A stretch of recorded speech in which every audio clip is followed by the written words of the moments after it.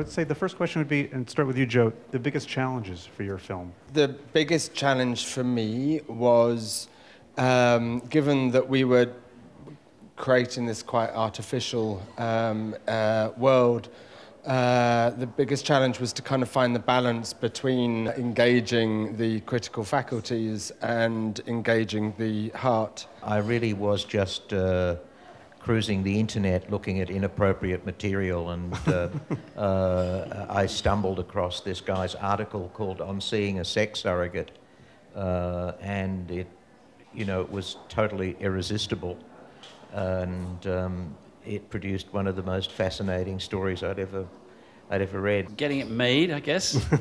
Not a fashionable subject, I suppose. Old people. For me, it was getting Anthony Hopkins to finally agree to play the role that he'd sort of played footsie with for about 9 years. For me, it was the casting of the young male roles. I found that very difficult.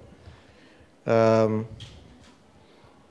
mean, it's a movie about the 60s and the era of rebellion, et cetera, and a lot of people came in who looked like they had edge, but they didn't really have it. It's certainly the most important part of the job. You're only ever as good as the script you've got to offer, I think. And that's what persuades somebody to do it, I think, or not do it. But you've got to cast accurately. I mean, it's exactly what David's saying. If you are off on your instinct about how a role should go, I think it's hard for the movie to recover from it. That's my feeling. When I was rereading Anna Karenina and realized that the character wasn't what I remembered it being, but was actually a lot more kind of non-conformist and difficult and human, less of the heroine and perhaps more of the anti-heroine.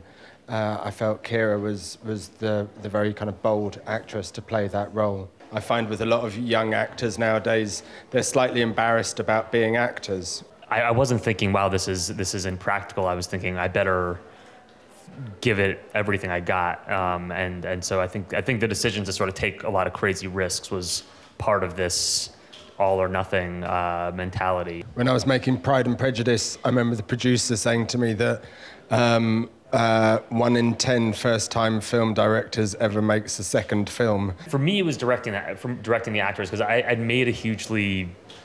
the short film that I'd made before that was also on the water, also involved a boat made out of trash, also involved animals, but it didn't have the depth of character that this film had, and so sort of moving into still dealing with kind of the chaos of fire and water and animals, and then also having to get, sincere performances in the midst of that sort of, of those kind of disasters, to not let that, to keep my focus on the actors sort of as something was burning down right by here, right next to your face. That was kind of the hardest thing. In some ways, I would find it, what Ben did, more intimidating, because essentially it's totally down to you then to lead them where they need to go. At the same time, if you think, okay, am I now going to give a note to Maggie Smith? I better just think about how I'm going to do this. What was good about it is that because it was my first time and their first time, we could all kind of invent the method together, and the fact that they are egoless. There's none of that sort of baggage. My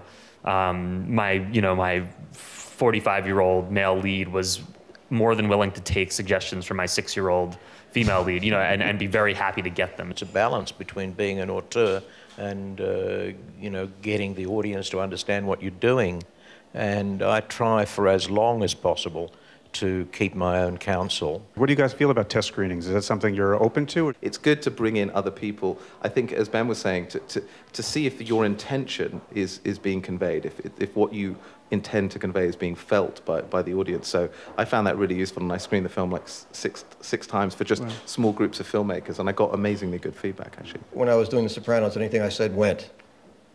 And so I used to, people would even hesitate to give me notes. And I'd gotten used to that. And then I got into this situation at a major studio, and there's a lot of people who are willing to give you notes. They're lining up, Right.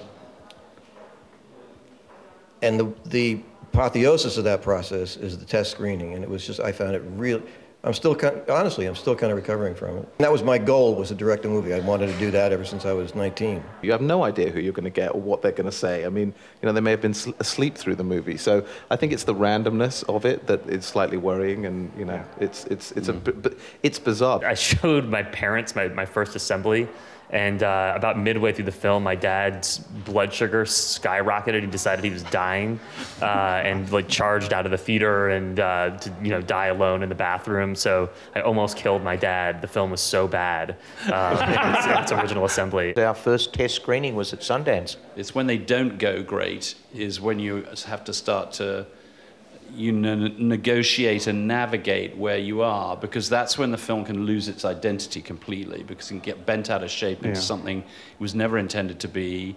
You don't want it to be. The film didn't test well, but the studio didn't freak out.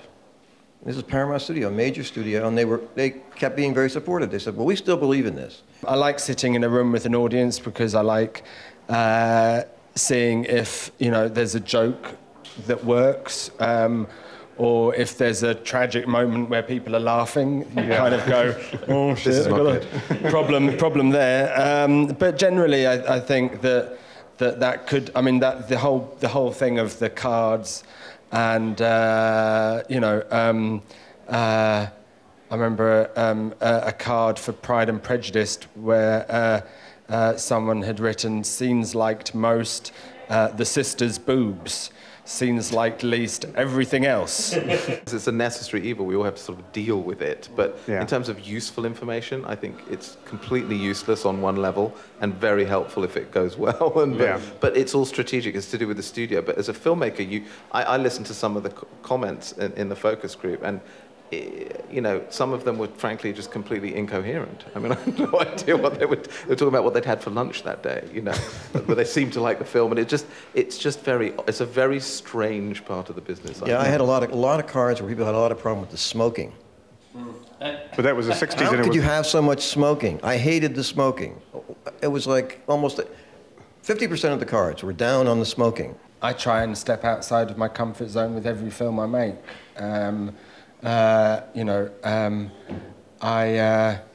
I enjoy the reversal of the old write what you know about. I like to make films about things I know nothing about at all, because that's where I learn. And for me, you know, I don't make films to teach anything. I make films to learn stuff. One of my favorite pieces of advice I ever got, it was before all the students went to make their thesis films in college. The teacher said, if you're planning to make a comedy, go home, look in the mirror, and ask yourself, am I funny? Do people laugh when I make jokes? And if the answer is no, please don't make a comedy. Rejoining family life is always the toughest part for me. The filmmaking is playing, and it's a little dream world. I think just there were logistical things for us. Anthony Hopkins absolutely did not want to shoot. We were having budget challenges on the film, and so the possibility was mooted that we'd go to Transylvania, where they have great tax arrangements, or wherever it was that we could do it for no money.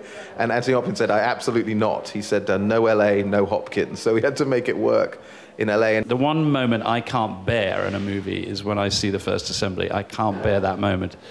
That is, I will put that off in every conceivable way I can. You're letting go of one idea of the film and having to square up to what you've been able to fashion out of, you know, the multitude of imperfections that you've ended up with, either through your own lack of imagination or difficulties with, or something, the shot got ruined for some reason, or whatever it is, or lack of time, or lack of money, or whatever. And then you relearn the film. But that moment is a very odd existential moment for me.